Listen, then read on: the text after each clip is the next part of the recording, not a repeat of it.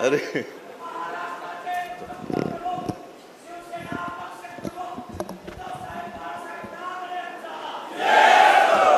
अरे तुम्हाला भूक नाही का लागली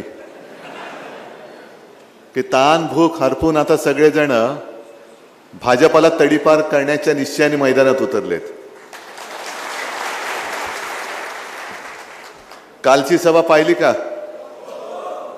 आज माझ्यावरती टीका झाली कारण मी माझ्या भाषणाची सुरुवात, जसं आता तुम्ही माझे कुटुंबीय आहात, मी काय सुरुवात केली, कुटुंबातील माझ्या बांधवांनो भगिनींनो मातांनो.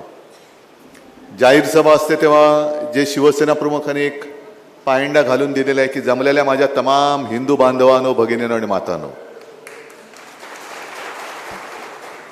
आणि आता देशाला वाचवायचंय, लोकशाही वाचवायची आहे, म्हणून मी काल माझ्या भाषणाची सुरुवात केली ती जमलेल्या माझ्या तमाम देशभक्त देशप्रेमी बांधवांनो भगिनींनो आणि मातांनो.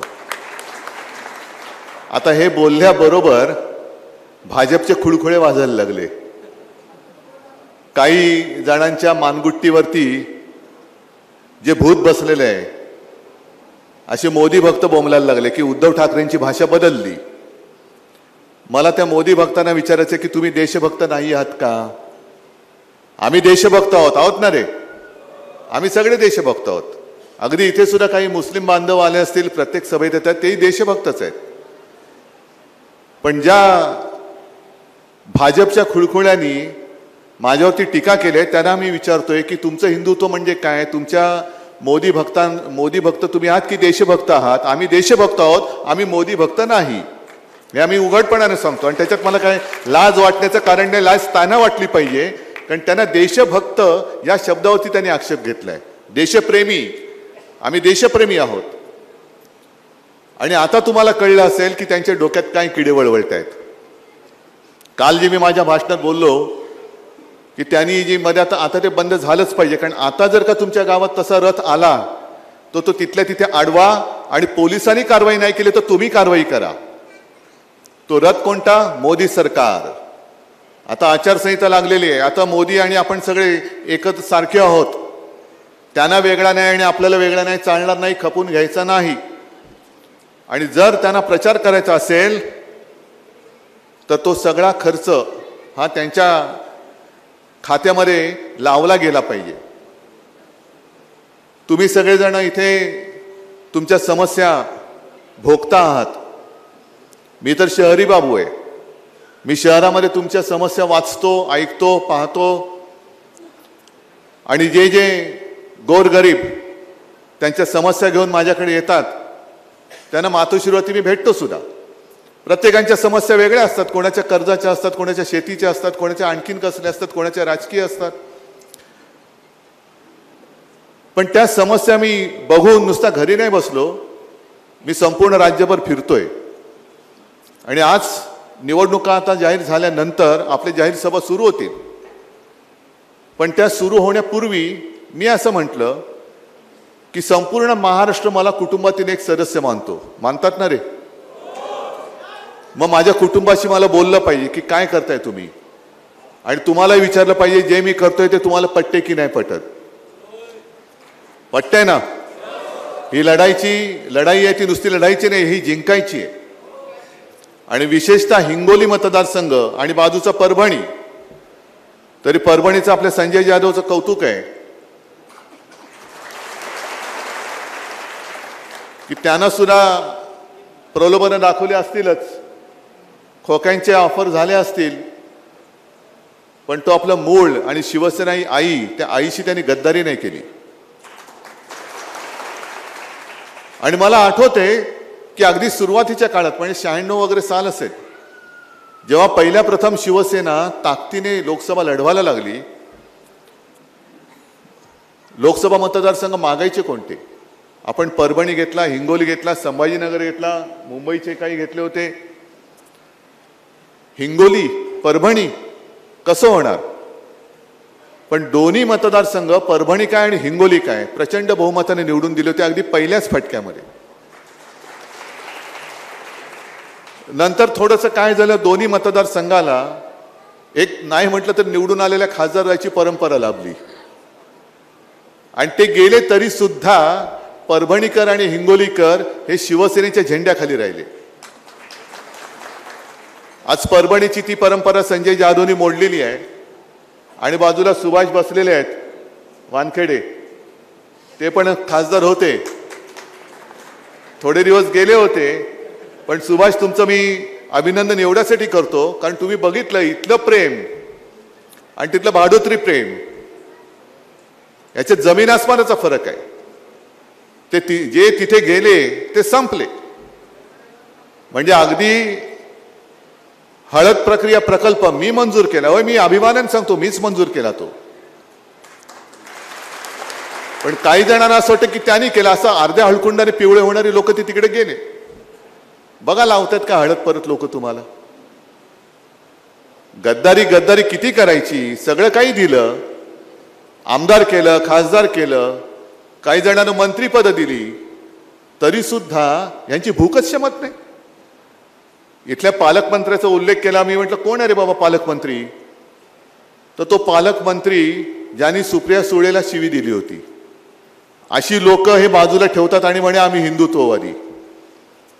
आम्ही छत्रपती शिवाजी महाराजांचं नाव घेतो आणि महाराजांनी जे आम्हाला शिकवलं की परस्त्री असते ती माते समान, महिलांचा आदर करायचा, आणि बिंदास शिवी देत आहेत तरी सुद्धा बाजूला मांडीला मांडी लावून मंत्रिमंडळात बसतायत. लाज नाही, लज्जा नाही, शरम नाही, तरी देखील शिवसेनेचं नाव घेताय. अरे नालायकाने, शिवसेना तुम्हाला कळलेलीच नाहीये, कळलेलीच नाहीये. शिवसेना हा एक निखार आहे, हे एरागबाळचं काम नाहीये. मी अनेकदा सांगितलेलं आहे की आपलं धनुष्यबाण त्यांनी चोरलं. आज चोराच्या हातामध्ये धनुष्यबाण आहे आणि मला खात्री आहे, मला विश्वास आहे की सत्ताधारी म्हणजे काही न्यायमूर्ती नाही आहेत. न्यायमूर्तींचं एक वेगळं स्थान आहे आणि आपल्याला आता सर्वोच्च न्यायालयाकडनं न्यायाची अपेक्षा आहे.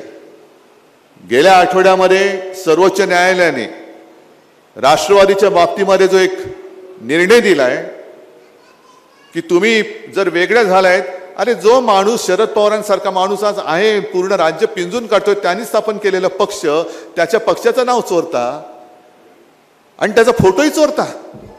म्हणजे एवढी बेशरम अवलाद या महाराष्ट्रामध्ये कधी पैदा झाली होती असं मला नाही वाटत. हे बेशरम लोक आहेत. आणि संजय, तुम्ही जे बोललात की काही जणांना अभिमान कसला असतो की आम्ही 2 पक्ष फोडून पुन्हा आलो. अरे घर फोडे तुम्ही, यांना घरफोडीचं एक अधिकृत लायसन्स देऊन टाका आता, घरफोडे म्हणून. हे घरफोडे, आणि तुमचं जे काही चिन्ह असेल ना ते कमळ नाहीये, ते हातोडे बितोडे असे काहीतरी काय घरफोडे करणार. सगळ्यांची घरं तुम्ही फोडताय, पक्ष तुम्ही फोडताय. तुमच्या पक्षामध्ये ना नेते तयार झाले, नेत्यांचा आदर्श सोडाच, पण आदर्शवाले नेते त्यांनी घेतले. कारण काहीच नाही ना शिल्लक, ना विचार, ना काही ना काही. आणि महत्वाचा मुद्दा काय की आज तुम्ही सगळे शेतकरी, आता प्रत्येक सभेत ग्रामीण भागात शेतकरी येतातच, इकडे सुद्धा काही शेतकरी आले असतील, आलेत ना. मग माझे प्रश्न तेच आहेत, तुम्हाला पीक विमा मिळाला का, तुम्हाला आपत्कालीन मदत मिळाली का, तुम्हाला प्रधानमंत्री काय स्वनिधी योजना मिळाली का, नाही. पण त्याच्यावरती बोलायचं नाही, कारण ते प्रश्न विचारले तर त्यांच्याकडे उत्तरच नाहीये. मग काय करायचं, दे लावून धर्माधर्मामध्ये मारामारी, मग दुसरंच काहीतरी कायदे आणायचे, काही वाटेल ते करायचं. आता सुद्धा एवढा मोठा हातोडा त्या निवडणूक रोख्यांचा त्यांच्या डोक्यात पडलाय, पण निर्लज्जम सदासुखी. म्हणजे ही अधिकृत शासकीय यंत्रणा वापरून खंडण्या गोळ्या करणारी ही टोळी झाली भारतीय जनता पक्ष. म्हणजे तुम्ही आमचे फोटो, म्हणजे माझ्या वडिलांचा फोटो लावण्यापेक्षा त्या ईडी, सीबीआय आणि इन्कम टॅक्स वाल्यांचे फोटो दाखवा. सगळ्यांच्या पाठी ईडी लावतायत, इन्कम टॅक्स लावतायत, सीबीआय लावतायत, आणि आम्ही जगातले मोठे पक्ष. कारण माझं तर मी प्रत्येक वेळेला आव्हान देतो, सगळ्या सरकारी यंत्रणा बाजूला करा आणि निवडणूक घेऊन दाखवा, बघा लोक काय करतात तुमचं. आणि दिवस सगळ्यांचे सारखे नसतात. आतापर्यंत तुमचे अच्छे दिन होते भारतीय जनता पक्षाचे, आणि मोदीजी जे सांगत होते 14 साली अच्छे दिन आएंगे, आता अच्छे ने आता सच्चे दिन आएंगे. आता खरे आपलं राज्य सुरू होत आहे. कारण आपण सगळ्यांचा अनुभव घेतला, अगदी काँग्रेसचा अनुभव घेतला. आपल्याला, म्हणजे मलाही असं वाटलं होतं की हिंदुत्ववादी आहेत, देशासाठी काहीतरी करतील, पण देशासाठी काहीच केलेलं नाही. त्या सत्यपाल मलिकांच्या घरी सुद्धा धाडी टाकल्या. या सत्यपाल मलिकांनी जो एक बॉम्बस्फोट केला होता पुलवामाच्या बाबतीमध्ये, त्याला उत्तर कोणी नाही दिलं. मग त्यांनी उघड उघड सांगितलं की तो जो आपल्या लष्कराचा ताफा पाठवला जात होता तिकडे, हे राज्यपाल होते काश्मीरचे, त्यांनी सांगितलं की हा सगळा ताफा जो आहे तो हवाई मार्गाने पोहोचवला पाहिजे. नाही दिलं त्यांना बंधू. मग रस्त्याने जायचं असेल तर बंदोबस्त लावला पाहिजे, नीट चेकिंग केलं पाहिजे. काही केलं नाही. ते जवान देशाच्या रक्षणासाठी जे सैन्यात दाखल झाले होते त्यांना कोणतीही सुरक्षा दिली गेली नाही, कोणत्याही त्यांच्या रस्त्याची खातरजमा केली गेली नाही. आणि हे तिकडे पोचताना मध्ये त्यांच्यावरती आत्मघाती दहशतवादी हल्ला केला गेला आणि माझ्या भारत मातेचे जवान हे देशाच्या रक्षणासाठी तिकडे लढायला चालले होते, त्या घातपातामध्ये ते शहीद झाले. मग ही जबाबदारी मोदी सरकारची नाही. तुम्ही जे सांगताय मोदी सरकार, मग ही सुद्धा जी पापं आहेत ही सुद्धा जबाबदारी आहे, ही सुद्धा मोदी सरकारचीच आहे. आणि सगळ्यात संतापजनक बाब जे सत्यपाल मलिक म्हणाले की हे जेव्हा त्यांना कळलं तेव्हा त्यांनी मोदीजींना फोन केला. तो मोदीजी होते जंगलात, जिम कॉर्बेट तिकडे उत्तराखंडच्या कुठल्या तरी जंगलात. त्यांनी सांगितलं की आप शांत रहो, कुछ बोलो मत. मग त्याची का नाही चौकशी करत? आमच्या साध्या साध्या कार्यकर्त्यांच्या मागे तुम्ही SIT लावता, हे लावता, ते लावता. मग सत्यपाल मलिक जे बोलले त्याच्या मागे चौकशी का नाही लावत तुम्ही?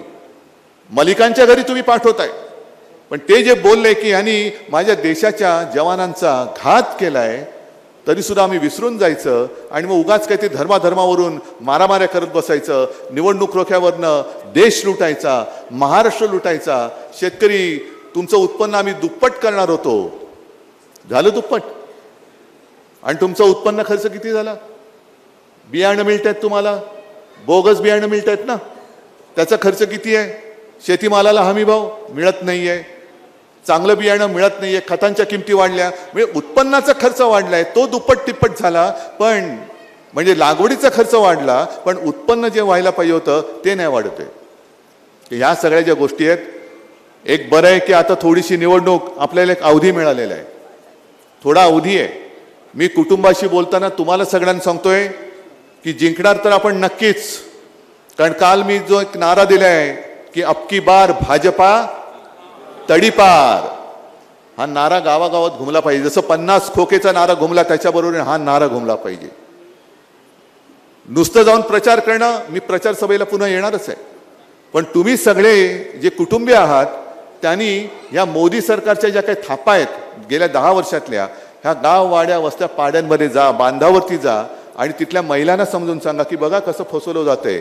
शेतकऱ्याला सांगा बसा कसं आपण फसवलं गेले, सगळ्या युवकांना सांगा कसे तुम्ही फसवले गेले आहेत.